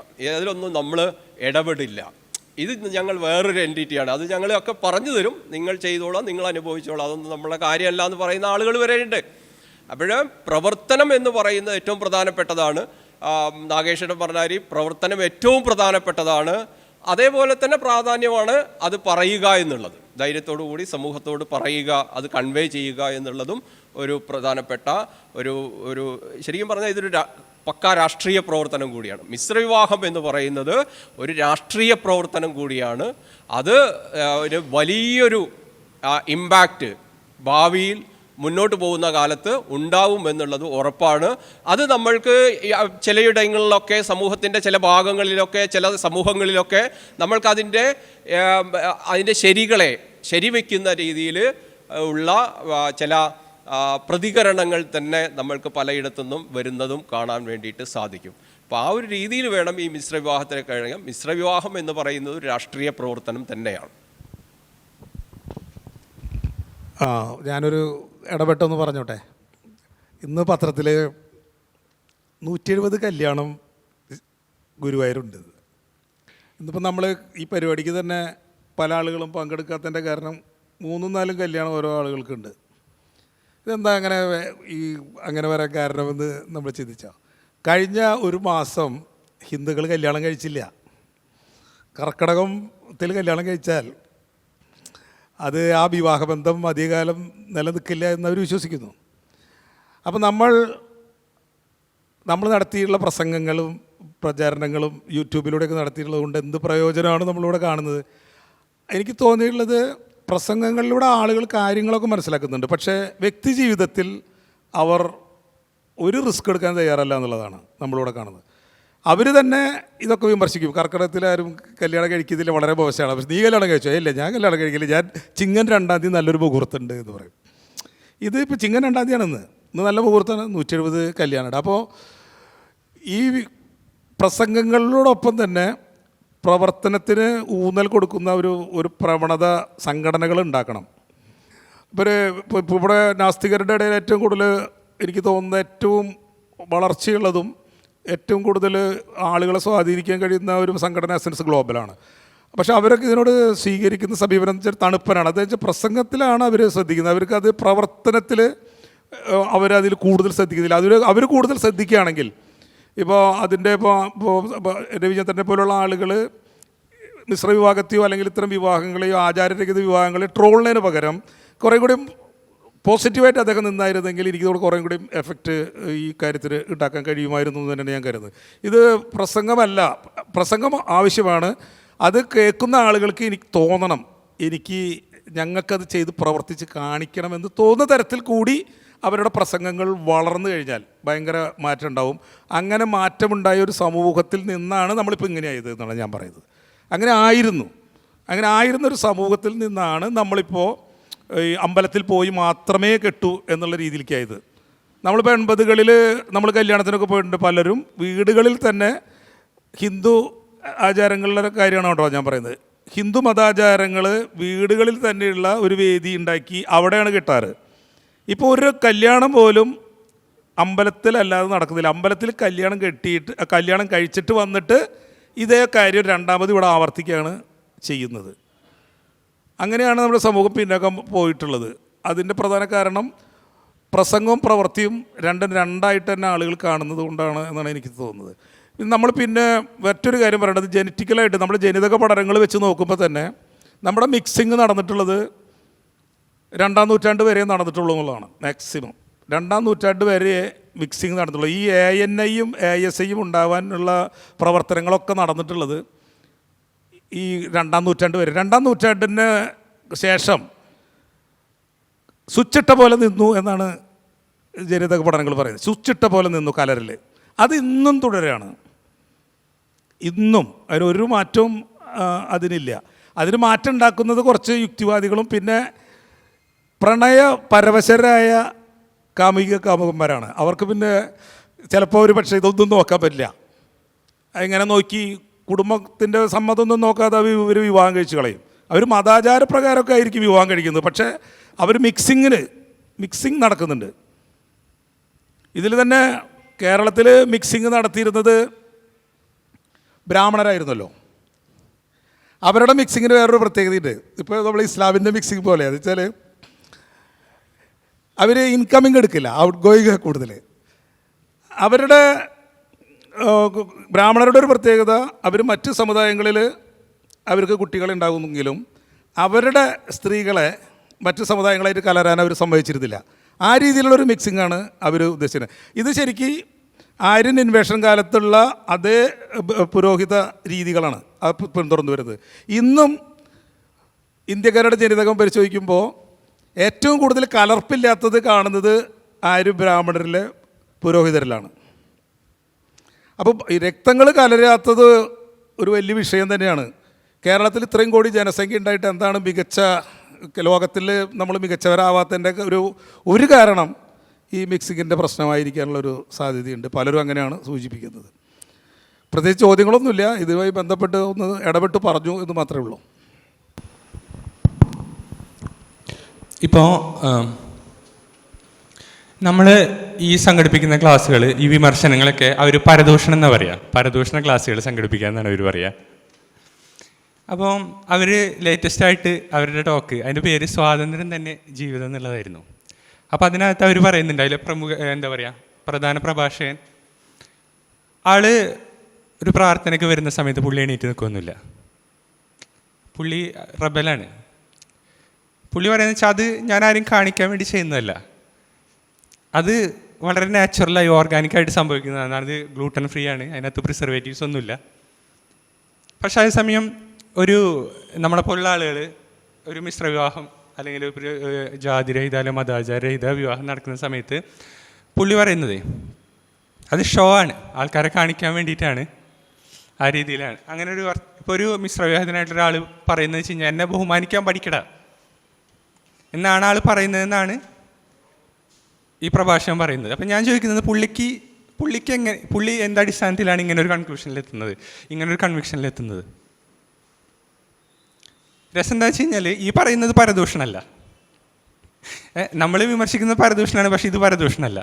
പിന്നെ ഞാൻ നേരത്തെ പറഞ്ഞ ഈ ക്ലാസ്സിൻ്റെ എന്താ പറയുക ടൈറ്റിൽ ഇതായിരുന്നല്ലോ, സ്വാതന്ത്ര്യം തന്നെ ജീവിതം. അപ്പോൾ എന്തിനു വേണ്ടിയുള്ള സ്വാതന്ത്ര്യമാണത്? മതപരമായിട്ട് കല്യാണം കഴിക്കാനുള്ള സ്വാതന്ത്ര്യം, അതായത് സ്വാതന്ത്ര്യമില്ലാതെ ജീവിക്കാനുള്ള സ്വാതന്ത്ര്യം. എനിക്ക് തോന്നുന്നത് ഇവിടെ ഈ പ്രണയവിവാഹം നടക്കുമ്പോൾ തന്നെ പ്രണയിക്കുന്ന സമയത്ത് തന്നെ ഇവർക്ക് പരസ്പരം അറിയാലോ അവരുടെ ചിന്താഗതി എന്താണെന്നുള്ളത്. അപ്പോൾ ഒരാൾ തനി വിശ്വാസിയാണ്, അത് അവർ ഹോൾഡ് ചെയ്ത് പഠിക്കണമെങ്കിൽ ഓപ്പോസിറ്റ് ഡയറക്ഷനിലുള്ള ആൾക്ക് അറിയാം ഇവർ ഏത് തരത്തിലുള്ള വിവാഹം കഴിക്കുകയെന്ന്. അപ്പോൾ അപ്പം തന്നെ തൻ്റെ സ്വാതന്ത്ര്യം, തൻ്റെ ആശയങ്ങൾ അവിടെ പണയം വെക്കേണ്ടി വരും എന്നുള്ളത് അറിയാം മുന്നേ തന്നെ, സ്റ്റാർട്ടിങ്ങിൽ തന്നെ അറിയാൻ പറ്റുമല്ലോ. അപ്പോൾ അത് അറിഞ്ഞുകൊണ്ട് തന്നെയാണല്ലോ അത് കണ്ടിന്യൂ ചെയ്യണതും പിന്നെ ഒരു വിവാഹത്തിൻ്റെ അഡ്ജസ്റ്റ്മെൻറ്റിലേക്ക് പോകുന്നതും അങ്ങനെ തന്നെയാണല്ലോ. പിന്നെ എനിക്ക് പറയാനുള്ളൊരു സ്ത്രീ എന്ന നിലയിൽ ഈ പ്രണയവിവാഹമായാലും മിശ്രവിവാഹമായാലും രണ്ടും നടന്നു കഴിഞ്ഞു കഴിഞ്ഞാൽ ഈ സ്ത്രീകളെ പേരൻസ് അല്ലെങ്കിൽ റിലേറ്റീവ്സൊക്കെ വിശ്വാസികളാണെന്നുണ്ടെങ്കിൽ ജെൻസ് പറയുന്നൊരു കാര്യമുണ്ട്, ഞങ്ങളുടെ പേരൻസൊക്കെ ഇങ്ങനെയാണ്, തനി യാഥാസ്ഥികരാണ്, അപ്പോൾ അത് അവരെ ഒന്നും വിഷമിപ്പിക്കാതെ അവരായിട്ട് ഒരു രമ്യതയിൽ പോകണം എന്ന് പറയുന്നത് കേൾക്കാറുണ്ട്. എനിക്കതിൻ്റെ ആവശ്യം ഉണ്ടായിട്ടില്ല, എൻ്റെ പാർട്ട്ണർ ആ രീതിയിലല്ല ചിന്തിച്ചിട്ടുള്ളത്, അതുകൊണ്ട് എനിക്കതിൻ്റെ ആവശ്യം ഉണ്ടായിട്ടില്ല. പക്ഷേ എൻ്റെ അടുത്ത് പല ആളുകളും അങ്ങനെ നിങ്ങളുടെ പരിചയത്തിലുള്ള ആരെങ്കിലും ഉണ്ടോ എന്നുള്ള അന്വേഷണത്തിൽ വരുമ്പോൾ പലരും ഇങ്ങനെ ഒരു റിക്വസ്റ്റ് വെച്ചിട്ടുണ്ടായിരുന്നു, ഇങ്ങനെയാണ് ഞങ്ങളുടെ പേരൻസ് ഇങ്ങനെയാണ്, അപ്പോൾ പുരോഗമനം വേണം, പക്ഷേ ഞങ്ങളുടെ പേരൻസൊക്കെ ആയിട്ട് ഒത്തൊരുമയിൽ പോവുകയും വേണമെന്നറിയാം. അപ്പോൾ ആ ഒരുമ എന്തായാലും ഒരു സ്വതന്ത്ര ചിന്ത വെച്ച് പുലർത്തുന്ന പെൺകുട്ടിക്ക് അങ്ങനെ പോകാൻ ഒരിക്കലും പറ്റില്ല. എങ്ങനെയായാലും അവിടെ ഒരു ട്രാഷ് ഉണ്ടാവും ആ ഫാമിലിയിൽ. അപ്പോൾ അത് ആ പാർട്ട്ണർ ഉൾക്കൊള്ളുന്നുണ്ടെങ്കിൽ തന്നെയാണ് അത് കണ്ടിന്യൂ ചെയ്ത ലൈഫിൽ ആ പെൺകുട്ടിക്ക് പോകാൻ പറ്റുള്ളൂ. പുരുഷന് മാത്രമേ സ്വതന്ത്ര ചിന്ത മതി എന്നുണ്ടെങ്കിൽ മാത്രമേ അവിടെ അങ്ങനെ നടക്കുകയുള്ളൂ. അങ്ങനെ അല്ലാത്ത വിവാഹത്തിൽ അത് രമ്യതയിൽ പേരൻസുമായിട്ട് പോകാൻ നടക്കുകയുള്ളൂ. അല്ലെങ്കിൽ നടക്കുന്നത് മുഴുവൻ ഈ വൈഫ് കല്യാണത്തിനും എല്ലാ ആഘോഷങ്ങൾക്കും പോവും, പിന്നെ മറ്റേ പാർട്ട്ണർ പുരുഷനായിട്ടുള്ള പാർട്ട്ണർ അവിടെ സ്വതന്ത്ര ചിന്താഗതിയുടെ പരിപാടിക്കെല്ലാം ഉൾക്കൊള്ളാനും പോവും.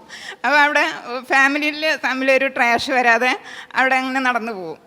അല്ലാത്തടത്ത് എങ്ങനെയായാലും ഇപ്പോൾ എൻ്റെ വീട്ടിലൊക്കെ ഞങ്ങളൊക്കെ ഫേസ് ചെയ്തിട്ടുള്ളത്, അതായത് ഞാൻ എൻ്റെ പാർട്ട്ണറും മോളൊക്കെ നന്നായിട്ടത് നിരന്തരം ഫേസ് ചെയ്തുകൊണ്ടിരിക്കുന്നതാണ്. അതല്ലാതെ ജീവിക്കുന്നതുകൊണ്ട് മാത്രം. അപ്പോൾ എൻ്റെ അടുത്ത് കുറേ ഉപദേശകർ സ്വതന്ത്ര ചിന്തകരെന്ന് പറഞ്ഞ് പരിചയപ്പെടുന്നവർ ഒരുപാട് പേര് എൻ്റെ അടുത്ത് പറയുന്നുണ്ടായിട്ടുണ്ട്, നമ്മൾ കുറേയൊക്കെ എന്നെയാണ് ഉപദേശിക്കുന്നത്, നമ്മൾ കുറേയൊക്കെ അഡ്ജസ്റ്റ്മെൻറ്റ് ചെയ്യണം, ബന്ധങ്ങൾ അത്രയും മൂല്യമുള്ളതാണ്, അതൊന്നും നഷ്ടപ്പെടുത്താൻ പാടില്ല, നമ്മൾ അഡ്ജസ്റ്റ് ചെയ്യണം എന്ന്.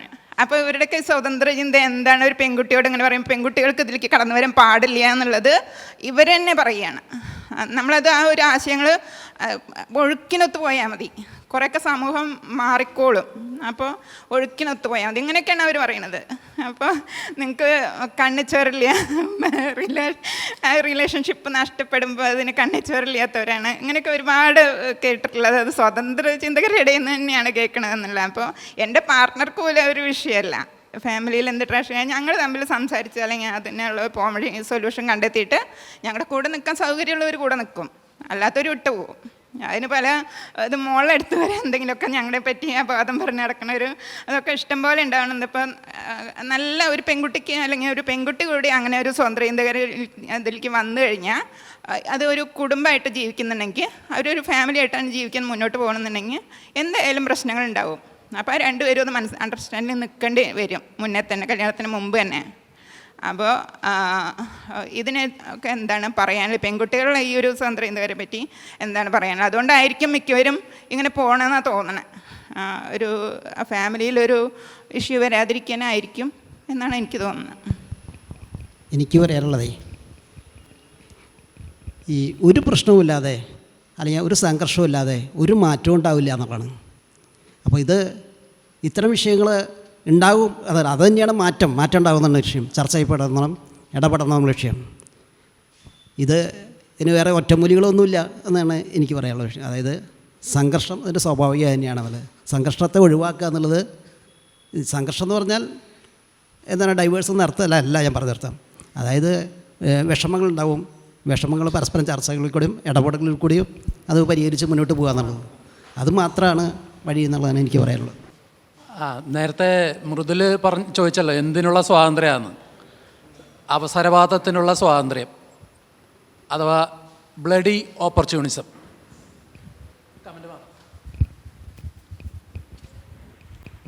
അതെ അതെ, അതാണ് ശരിയായ സ്വാതന്ത്ര്യം. ഇപ്പോൾ ഇത് ശരിക്കും പറഞ്ഞല്ലേ, ഇപ്പോൾ നമ്മളൊക്കെ യുക്തിവാദികൾ അല്ലെങ്കിൽ നിരീശ്വരവാദികൾ എന്ന് പറയുക, പക്ഷേ ഇവർ ബ്ലഡി നിരീശ്വരവാദികൾ എന്നാണ്, ബ്ലഡി എത്തീസ്. അപ്പോൾ ശരിക്കും പറഞ്ഞാൽ ഇവരിങ്ങനെ ചെയ്യുമ്പോൾ അത് കൂടുതൽ പരിഹാസ്യമാണ്, നമ്മൾ ചെയ്യുന്നതിനേക്കാളും പരിഹാസ്യമാണ്. അതവർ മനസ്സിലാക്കുന്നില്ല എന്നുള്ളതാണ്. നമ്മുടെ ചർച്ചയുടെ സമയം അവസാനിച്ചിരിക്കുകയാണ്. നമുക്കത് അവസാനിക്കാമെന്ന് തോന്നുന്നു. നേരത്തെ പറഞ്ഞ പോലെ ഈ ഒഴുക്കിനെതിരെ നീന്തിയ മാത്രമേ സമൂഹത്തിൽ മുന്നേറി പറ്റൂ. ഒഴുക്കിൻ്റെ കൂടെ ഒഴുകിയെങ്കിൽ അങ്ങനെ പോവുള്ളൂ. മനസ്സിലേ, നാരായണഗുരുവും സഹോദരൻ അയ്യപ്പനും അയ്യങ്കാളിയൊക്കെ ഒഴുക്കിനെതിരെ നീന്തിയാണ് നമ്മളെ ഈ പരുവത്തിൽ എത്തിച്ചത്. ഇനി ഒഴുക്കിൻ്റെ കൂടെ ഒഴുകി പോകുന്നെങ്കിൽ നമ്മളങ്ങനെ പൊക്കും. പക്ഷെ നമ്മൾ ഒഴുക്കിനെതിരെ നീന്തണം. അതിനുവേണ്ടിയുള്ള ഏറ്റവും പ്രധാനപ്പെട്ടാണ് മതരഹിത വിവാഹങ്ങൾ സമൂഹത്തിൽ നടക്കണം. ഈ സമൂഹത്തെ ഏറ്റവും പിന്നോട്ട് നയിക്കുന്ന ഒരു സമ്പ്രദായമാണ് ഇന്ന് സമൂഹത്തിൽ നടക്കുന്ന വിവാഹ കമ്പോളങ്ങൾ. നേരത്തെ പറഞ്ഞ പോലെ തന്നെ ആൾക്കാർ ഒരുമിച്ച് കൂടുന്നത് അതായത് വ്യക്തിബന്ധമാണല്ലോ. ഒരാളുടെ മകൻ്റെയോ മകളുടെയോ കല്യാണം വിളിച്ചാൽ പോവാതിരിക്കാൻ പറ്റില്ല. കാര്യം വെച്ചാൽ ആ വ്യക്തിയെ കാണുക, വ്യക്തിക്കാണ് ഇപ്പോൾ. അപ്പോൾ ഈ സമ്പ്രദായം ഒന്ന് നിർത്തിയാൽ സമൂഹം എത്തുമാത്രം മുന്നേറി നോക്കേ. അതുകൊണ്ട് നമ്മുടെ യുക്തിവാദ പ്രവർത്തനത്തെ പ്രധാനപ്പെട്ട പ്രവർത്തനം മതരഹിത വിവാഹങ്ങൾ പ്രോത്സാഹിപ്പിക്കാനും അതോടൊപ്പം തന്നെ മിശ്ര വിവാഹത്തെ പ്രോത്സാഹിപ്പിക്കാനുള്ള പ്രവർത്തനങ്ങൾ ഉണ്ടാവണമെന്ന് പറഞ്ഞുകൊണ്ട് നമ്മുടെ ഈ ചർച്ച അവസാനിക്കുകയാണ്. ഈ ചർച്ചയിൽ പങ്കെടുക്കാൻ എല്ലാവർക്കും നന്ദി രേഖപ്പെടുത്തുന്നുണ്ട്. നിർത്തുന്നു.